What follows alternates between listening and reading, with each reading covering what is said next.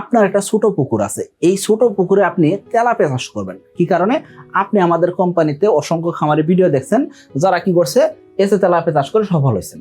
So আপনি চিন্তা করছেন আমার তো একটা ছোট পুকুর আছে, এই পুকুর আমি তেলাপিয়া চাষ করতে চাই। কেন? কারণ কি প্রতি শতাংশে বাণিজ্যিক চাষে আপনি 70 থেকে 75 কেজি মাছ উৎপাদন করতে পারবেন। এখন এই চিন্তা করে আপনি তেলাপিয়া চাষ করতে চাইতেছেন, কোন তেলাপিয়া? এসে তেলাপিয়া। এখন প্রশ্ন হলো, আপনার তো ছোট পুকুর, এই ছোট পুকুরে কি এসে তেলাপিয়া চাষ করে এই যে 70-75 কেজি মাছ উৎপাদন করা সম্ভব কিনা, এটা একটা প্রশ্ন। দ্বিতীয় প্রশ্ন, এই ছোট পুকুরে তেলাপিয়া চাষ করলে আদতে লাভজনক উপায়ে মাছ চাষটা করা যায় কিনা, এবং কি ছোট পুকুরে কি আপনি মাছ চাষ করবেন, সকল বিষয় সম্পর্কে আমরা জানার চেষ্টা করবো। তো চলো শুরু করা যাক। এখনো যারা চ্যানেলটিকে সাবস্ক্রাইব করেনি, সাবস্ক্রাইব করে দিবেন, বেল বাটন প্রেস করে দিবেন, তাদের নতুন নতুন যত ভিডিও আসে সবগুলো দেখতে পারেন। দেখুন, সারা বাংলাদেশে আমাদের এরকম অসংখ্য এসে তেলাপিয়া খামারি ভাই আছেন যারা একটা সময় মাছ চাষ শুরু করছেন ছোট পুকুর নিয়ে। তাদের ছোট পুকুর বলতে একেবারে 10%-20% পুকুর ছিল এমন না, তাদের পুকুর আয়তন ছিল 33%-এর উপরে। সো আমরা যখন পুকুর নির্বাচন করবো সেই ক্ষেত্রে কিছু জিনিস আমাদের মাথায় রাখতে হবে। কি কি জিনিস মাথায় রাখতে হবে যদি আপনি এসে তেলাপিয়া চাষ করেন? সেক্ষেত্রে কি কি? একটা হলো আপনার মৌসুমী পুকুর হইতে পারে, অর্থাৎ সারা বছর পানি থাকে না, জুন জুলাই মাসে আসলে আপনার পুকুরে পানি পাওয়া যায়, তাছাড়া পানি পাওয়া যায় না। সো এরকম পুকুর হইতে পারে, এবং পুকুরে পানি শীতকাল পর্যন্ত থাকবে, শীতের পর আর থাকবে না। এরকম অনেকের পুকুর আছে, অর্থাৎ 4-5 মাস পানি থাকে, 6 মাস পানি থাকে, এসব পুকুর আপনি তেলাপিয়া চাষ করতে পারবেন। 2026 সালের এসে তেলাপিয়া পোনার দাম নির্ধারণ করা হয়েছে প্রতি পিস ৳1.45 করে। তাহলে আর দেরি কেন? আজই এসে তেলাপিয়া পোনার অর্ডার করুন এবং প্রায় 0% মৃত্যু হারে পোনা ডেলিভারি গ্রহণ করুন।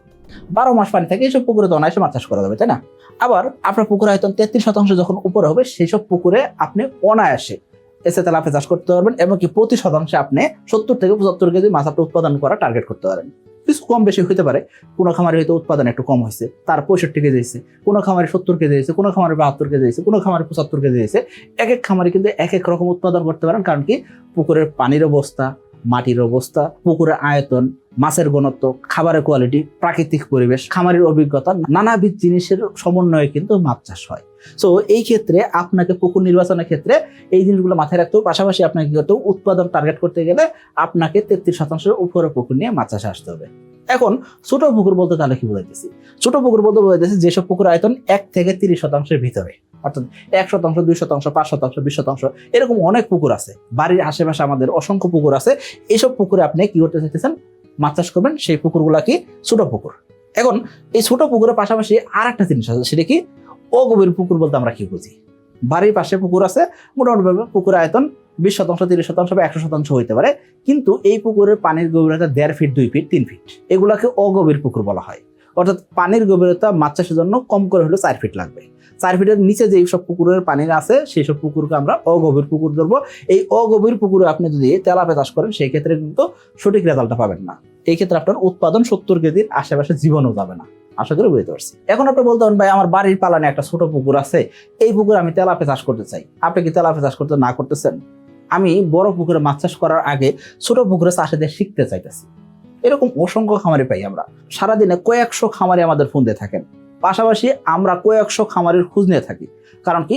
প্রতিদিন আমাদের অসংখ্য খামারি ফোন দিয়ে তাদের সমস্যা জানান, এবং কি তাদের এসে তেলাপিয়ার পোনা লাগবে সেটা জানান, এবং যাদের মাছ চাষে কোনো সমস্যা হলে সেটা আমাদের সাথে পরামর্শ নিয়ে মাছ চাষটা করেন। আবার যারা আমাদের খামারি আছেন তাদেরকে আমরা প্রতিদিন ফোন দিয়ে থাকি। অর্থাৎ দেখেন, প্রতি 10 দিন অন্তর অন্তর একজন খামারি যদি ফোন পায়, সেক্ষেত্রে আমাদের তো মোটামুটি আলহামদুলিল্লাহ কয়েক হাজার খামারি আছে। এই কয়েক হাজার খামারিকে আমাদের ফোন দিতে গেলে অবশ্যই এক একজন কাউন্সিলিং অফিসারকে সারাদিন ফোন দিতে হয়। সো আমরা যদি সারাদিন কথা বলতে, সেক্ষেত্রে আমরা জানি কি এরকম অসংখ্য খামারি আমরা পাই যারা ছোট পুকুরে মাছ চাষ করতে চান। কি মাছ চাষ করবেন? ছোট পুকুরে তেলাপিয়া চাষ করবেন। এখন এই ছোট পুকুরে যদি তেলাপিয়া চাষ করতে চান, সেই ক্ষেত্রে কোন গণতে চাষ করবেন, কিভাবে চাষ করবেন, এ টু জেড আমরা জানার চেষ্টা করবো। দেখুন, ছোট পুকুরে মাছ চাষ করতে গেলে তেলাপিয়া চাষের ক্ষেত্রে সর্বপ্রথম কয়েকটা জিনিস খেয়াল করেন।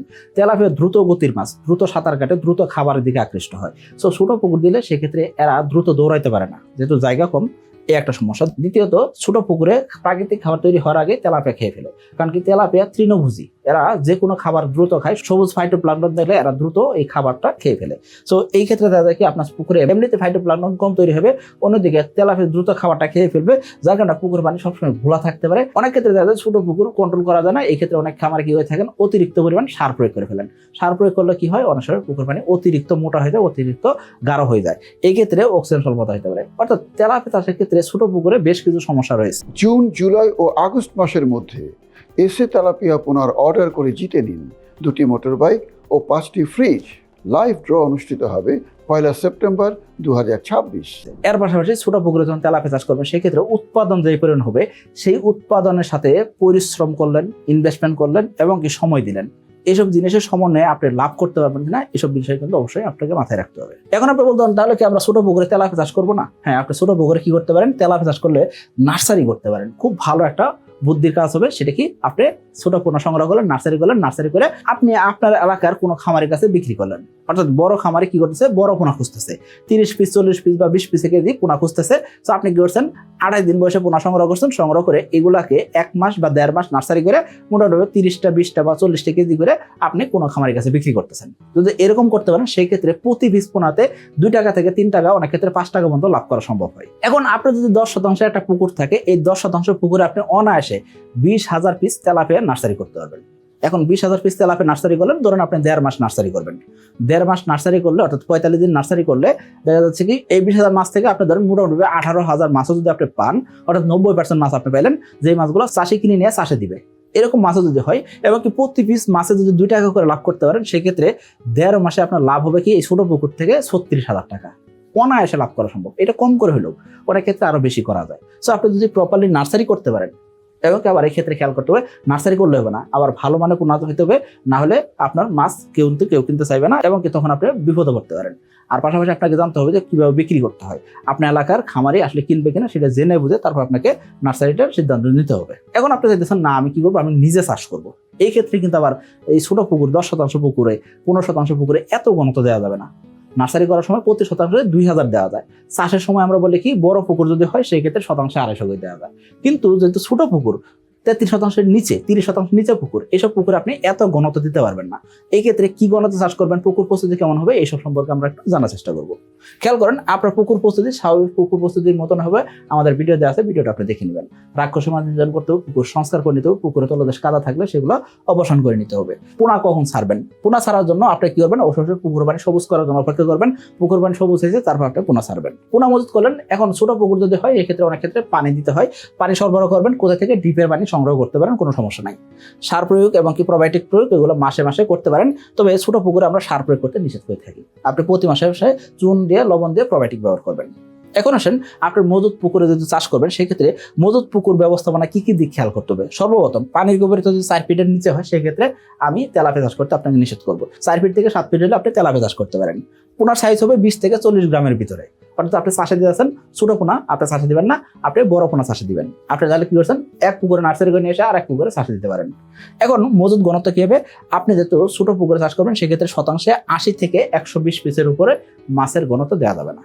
আশা করি বুঝতে পারছেন। জুন, জুলাই ও আগস্ট মাসের মধ্যে এসে তেলাপিয়া পোনা অর্ডার করে জিতে নিতে পারেন 2টি মোটর বাইক ও 5টি ফ্রিজ। লটারির লাইভ ড্র হবে 1 সেপ্টেম্বর। তার মানে আমরা প্রতি শতাংশে 250 করে তেলাপিয়া দিতে পারতাম যদি আপনার বাণিজ্যিক চাষে বড় পুকুর হইতো। কিন্তু এখানে যদি ছোট পুকুর, এই ক্ষেত্রে আপনি 80 থেকে 120 পিসের উপরে কোনোভাবেই তেলাপিয়ার মজুত করতে পারবেন না।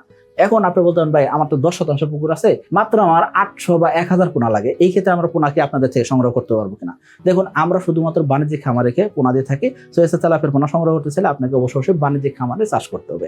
অর্থাৎ 33% উপরে মাছ চাষ যখন করবেন সেই ক্ষেত্রে আমাদের থেকে এসে তেলাপিয়ার পোনা সংগ্রহ করতে পারবেন। এখন বলতে পারেন ভাই তাহলে কোয়ালিটি সম্পন্ন ভালো মানের পোনা আমরা কোথায় পাবো। এই ক্ষেত্রে বলবো এই যে ছোট পুকুরের জন্য তেলাপিয়ার পোনা ভালো মানের পোনা পাওয়াটা খুব কঠিন হয়ে যায়। অল্প পোনা কোনো কোম্পানি সচরাচর বিক্রি করতে চায় না। এখন এই ছোট পুকুরে আপনি তেলাপিয়া চাষ করবেন সেই ক্ষেত্রে আরো কিছু সমস্যা আছে। সেটা কি, আপনি যখন চাষে গেলেন সেক্ষেত্রে সম্পূরক খাবার আপনাকে দিতে হবে, বাণিজ্যিক খাবার অবশ্যই দিতে হবে। বাণিজ্যিক খাবার যদি না দেন সেক্ষেত্রে আপনার মাছের গ্রোথ ভালো হবে না। শুধুমাত্র প্রাকৃতিক খাবার দিয়ে চাষ করতে পারবেন না। আবার আপনি বলতেন ভাই ঘনত্ব তো কম দিচ্ছে, এই ঘনত্ব দিয়ে আমি খাবার যদি মাঝে মাঝে দিই, খাবার যদি কম দেই, এই করে চাষ করা যাবে না। না, এইভাবে চাষ করা যাবে না। আপনাকে অবশ্যই সম্পূরক খাদ্য দিতে হবে। আমিষযুক্ত সম্পূরক খাদ্যটা দিতে হবে। 28 থেকে 35% প্রোটিন সমৃদ্ধ খাবার দিতে হবে। খাবারটা আপনি ভাসমান দিতে পারেন, ডুবন্ত দিতে পারেন। তবে ডুবন্ত খাবার দিলে সেই ক্ষেত্রে গ্রোথ কম আসবে, সময় বেশি লাগবে এবং কি পুকুরে রোগ ব্যাধি তৈরি হতে পারে। তো এই জন্য বলবো অবশ্যই ভাসমান খাবারটাই সবসময় ব্যবহার করার জন্য। কত বেলা খাবার দিবেন, মাছ যখন ছোট থাকবে সেই ক্ষেত্রে আপনি কি করবেন, 4 বেলা 5 বেলা খাবার দিবেন। আর মাছ যখন বড় হয়ে গেছে তখন আপনি 2 বেলা খাবার দিবেন। আংশিক আহরণ করা খুব জরুরি। যেহেতু ছোট পুকুর, শতাংশে আপনি 80 পিস দিচ্ছেন, এতে কোনো সমস্যা নাই। আপনি ভাবতে পারেন, কিন্তু তারপরেও অনেক সময় দেখা যায় মাছের অক্সিজেন স্বল্পতা হতে পারে, নানাবিধ সমস্যায় পড়তে পারেন। গড় তো আপনি কম দিচ্ছেন, কিন্তু তারপর আপনি কি করবেন, 4 মাস পরে কিছু মাছ কমাই দিতে হবে, কিছু মাছ আংশিক আহরণ করতে হবে। আশা করি বুঝতে পারছি। এখন আসেন, যদি আপনি চিন্তা করেন আমার 20% পুকুর, এই পুকুর আমি শতাংশে 100 করে তেলাপিয়া দিয়ে 2000 তেলাপিয়া দিয়ে চাষ করে দেখতে চাই, এই ক্ষেত্রে আপনি চাষ করে দেখতে পারেন। তবে আমি বলবো আপনাকে, এখানে যেই পরিমাণ পরিশ্রম করবেন, যেই পরিমাণ লেবার খরচ হবে, যেই পরিমাণ আপনি ইনভেস্ট করলেন, সেই অনুযায়ী লাভটা হয় না। এই কারণে আমরা বলি বাণিজ্যিক চাষ করতে। 33% উপর পুকুর হলে এই ক্ষেত্রে মিনিমাম আপনি মাসে 10,000 টাকা আয় করতে চাইবেন, তাই না? সো মাসে যদি 10,000 টাকা আয় না হয়, সেই ক্ষেত্রে ছোট পুকুর থেকে তেমন একটা লাভ করা যায় না। আশা করি বুঝতে পারছি। সকলে ভালো থাকবেন, সুস্থ থাকবেন। আসসালামু আলাইকুম।